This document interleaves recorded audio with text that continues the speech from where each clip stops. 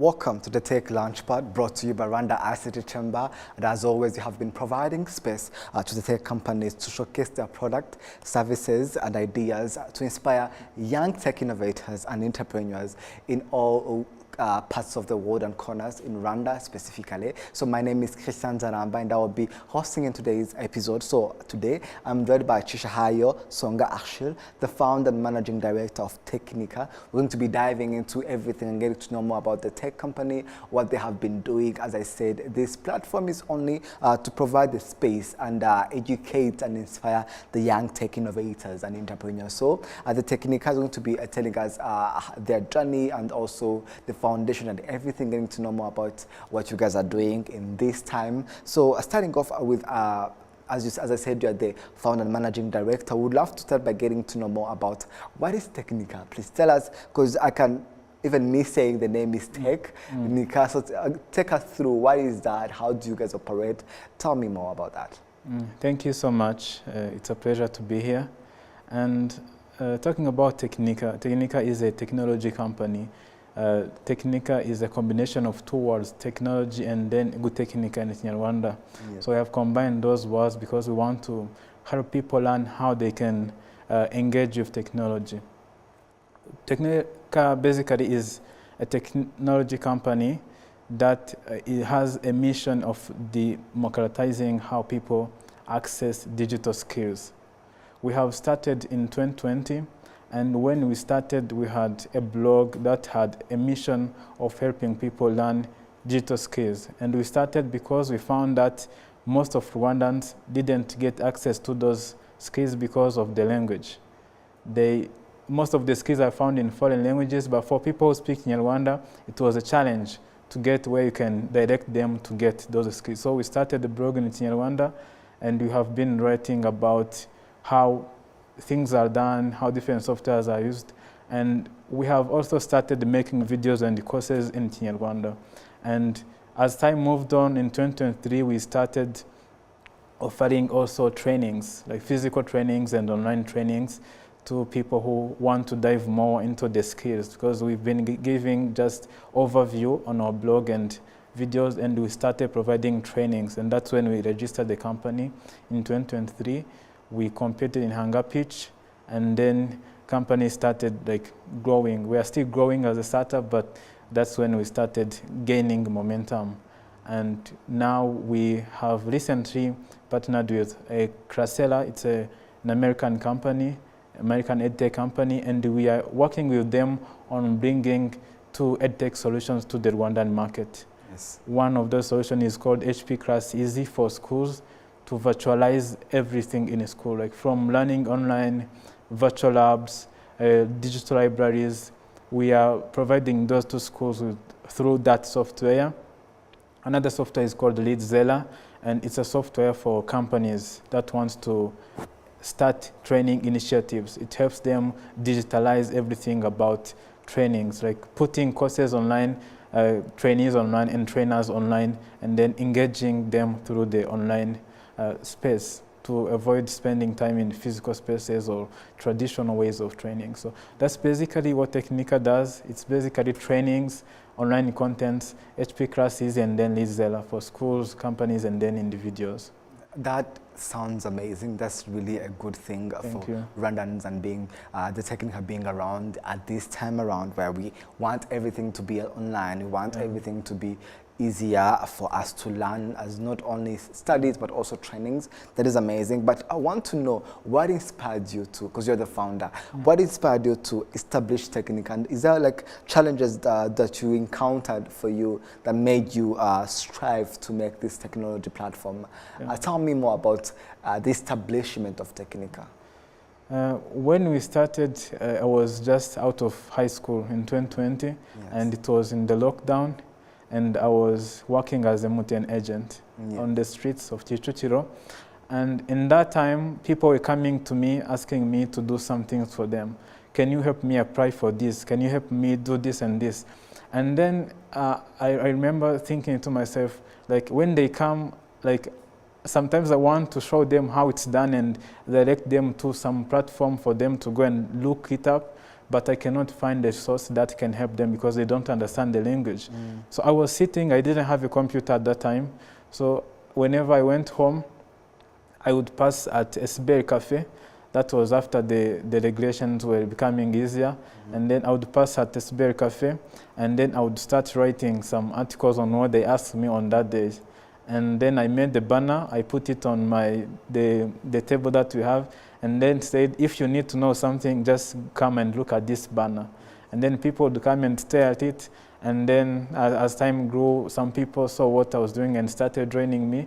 The team grew, but the problem was that I didn't have any business skill. I was an IT student, so I didn't have any business skill. It became a challenge when it came to monetization and growing, managing the team. So I had to learn so fast, and we failed a lot of time, tried to do a lot of things and failed, but as we learned more, we started like gaining something that can inspire us to continue and improve. And the team has changed a lot, and we have learned a lot. And now the team we have, we are trying to do everything we can to make this a success and help Rwandans become digital literates. Definitely.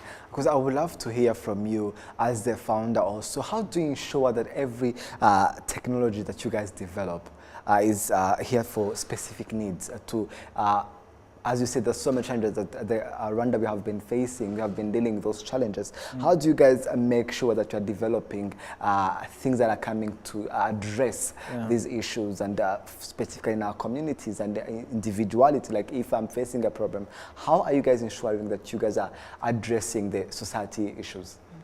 Yeah, we have been working on the new platform, and before we did it, we put out a short form for people to fill and tell us the problems they face with online learning systems, so that we can use their feedbacks and then develop a platform that is fitting for them. And that's one of the things that many people don't do, and we didn't do it in the beginning. Like, you start and develop something, you put it out, but people, it's not what they want, or it's not in a way that will attract them. So what we have to do, first of all, is talking to those people that you are solving the problem for, because you don't just create, you solve problems. First of all is talking to those people, that's what we try to do. And second is going into the community and see what is the problem, because sometimes people don't know that they have the problem. So it's going to the communities, like if you are in EdTech like we are, go to schools and see which challenges that students are facing. Sometimes they don't know that these are challenges, or they think it's some old traditional things. But when you go there and see the things they are facing, as an innovator, as an entrepreneur, you can see, I can get an opportunity from this. I can do something about it. So that's basically how you do something. Go there and then talk to people and know what's already there and how can you innovate and bring something new based on what you can and what you have. What I would love to know, because Rwanda is an eye to be the next knowledge-based economy driven by high-skilled and technology literacy and population, which is ever-changing. What is the role that you are playing in this? Okay. Yeah. Rwanda is trying to become a knowledge-based economy. Yes. And to get to that, the education, like students should gain knowledge that will take us there, or even the population. Yes. So the role we are playing, because students or other people already get the knowledge from schools. They read books, some of them, not all of them. And there are some initiative that has been put in place to make sure that people gain that knowledge. But specifically for EdTech companies or even Techinika, we are tackling about three challenges. The first one is personalization. Traditionally, when you are teaching, you have about 50 students in one class, gaining the same skills, same ways, and same time, and they have different needs, they have different ways of learning. That's the first way. Our solutions and solutions of EdTech companies, our Techinika and others are providing. We are providing solutions that personalize learning based on students. That's the first role we're playing. The second one is accessibility. Like if a student is in Musanze, or if the student is in Rusizi, or if a student is in Gicumbi, if you look at the way that we have been learning, when they come together, we see a difference because they didn't run the same way, they didn't access information in the same way. But when we use our solutions, they will have access to the same information, same tutors, they can learn anytime they want, whatever they want. So that's the second way, accessibility. And for people with disability, so technology can help them learn what the person without the disability can also learn. That's the second way. And the third way is engagement. As you know, if you have been a student, students are afraid of learning, or they hate it. That's how maybe I can say. So when students hate learning, they cannot grow with it. But with technology and making sure that they can learn whenever they want, learn whatever they want. The easier way. Yeah, the easier way. It becomes engaging for them, enjoyable for them. So that's 3 ways we are helping Rwanda move towards the knowledge-based economy through accessibility, engagement, and personalization. Yes, I would love to know, as you said, you have feedbacks from people. You did get what people think and what they want and the challenges that you guys want to address. But so far, I would love to know from all the platforms that you have been operating and the education that you have been providing to people, what have been the outcomes from the time you guys have started? And if you really I want to know specifically from people that gain knowledge, that choose Techinika for skills, what has been the outcome? Have you talked to them? Is there any good results that came from you guys since you started operating? Yeah, there is something we did when we started, and we were building content, writing contents, and then posting on the platform. Sometimes we post videos on YouTube. We built a community around it. We built a community where people who read those things can come to the community, and then they will learn again. They keep learning and they ask questions and grow as they started. So one thing we have seen is that when we started, there are some people who came in the community, and then they said, I want to learn this. And recently, one example that stands out for me is someone who reached out and said, thank you for making this. I followed your course and now I have made the website. And he was asking me to support him on something, and I said, wow, this thing is working. That's one example of a person who followed our courses and then was able to do something from it. But generally, we have been seeing people, feedbacks of people telling us, your courses are helpful, and the most important thing is that they are in Kinyarwanda. Even people who struggle to understand foreign languages are able to follow up. Maybe the problem is that we haven't been able to create as many as we can, because you cannot create all the contents.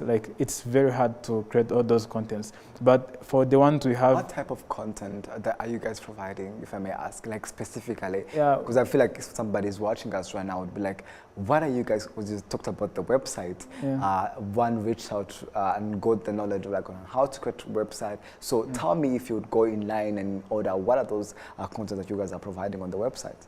Yeah, on the website, yes, we have been providing articles. We have been writing in form of articles, and we tried creating courses, but the website we were using did not make it easy for us, so we had to keep posting videos on YouTube. We have courses, we arrange them in form of courses on YouTube, in playlists, and we have articles on the website. We are currently building our platform to host both of it, the videos and articles, and then other form of ebooks and all other contents that we provide. But basically, we've been providing articles and courses on YouTube. What are those courses? Let me give some examples. Yes. Like the first one was a course on JavaScript. It's one of the language that is used in software development. Yes. The course is in Rwanda. We have made about 40 videos on it. We have a course on hosting a website. We have a course on using virtual machines.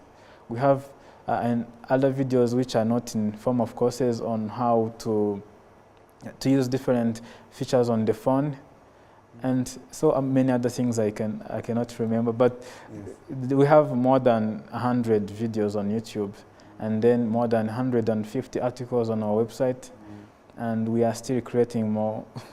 Yes, I want to know, because you said the courses are in Kinyarwanda, and you made it so that people can be able, even though those who don't know the language. Yeah. I want to know, translating those courses in Kinyarwanda, how sure are you that you're giving the right courses, the right knowledge, being able that you're providing the quantity and the quality of courses that you guys are giving? I wonder how to ensure that, and how do you go down to those details? Okay, so we don't translate. Like translating is another word. We explain. Okay. Like, let's say we are telling you how to, we are teaching you how to make a variable in JavaScript. We don't say maybe a variable is called this in Kinyarwanda. We say this is how it is called in JavaScript. It's a variable in English, and in Kinyarwanda it does this and this, and this is why you should create it. So someone will understand, if I need to store something, I will use this variable. We don't try to translate, because when you try to translate, when someone goes into another language, it's going to be challenging. What we do is just translate. I mean, so explain, explain what is going on, because people are always wondering. Someone is putting I, is putting comma. Why is that? And when you explain in the foreign languages, people will always say, like, what is it that you are saying? Like, he or she understands the language, but the context sometimes is different, and the way people explain is different. So when you explain it in the language they can understand, they say, oh, it makes sense now. And even when they go and watch another video in foreign languages, it's going to become easier, because now they have the basics. Yes. Today is AI. I think I've been talking about it. Tomorrow it will be a different, completely different technology. How are you staying relevant and the top of your game as a business company, but also providing the best services to your people who come to your to take those courses, being ahead of time and making sure that you provide the better and prepare someone to be, for maybe tomorrow there will be going to be a different technology. How are you preparing those people who come to your platform, but also you guys being ahead of time? You said about AI. We've been seeing a lot of blockchain communities also coming in Rwanda, and it's also a growing industry. And other industries like robotics, IoT, they are also growing at a fast pace, and people need to stay relevant. The first thing we do is that our curriculums are created based on what's updated. Like, we have those skills on JavaScript, but we are also looking on the way we can incorporate those new technologies, and also create courses on them, create curriculums on them, because as I said, we also provide trainings to businesses and individuals. So by incorporating them in our curriculums, we're going to make sure that the skills we provide are going to stay relevant, maybe for the time being. But we also have, as I said, we have a community. We call our community Rwanda Technology Community.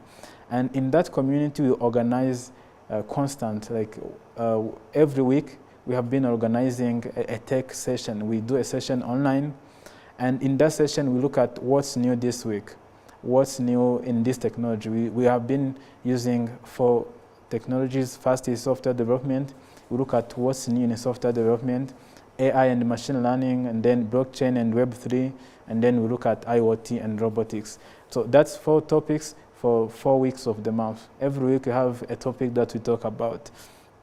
And we've been looking on how we can start doing these sessions in schools and then communities, so that we can bring more people into these sessions and be able to keep them updated on what's happening. Even we were looking on how we can partner with different government institutions and then schools and local governments to be able to make this possible. But it's something we believe will keep more people updated on what's happening in the world of technology, and also play a part in it.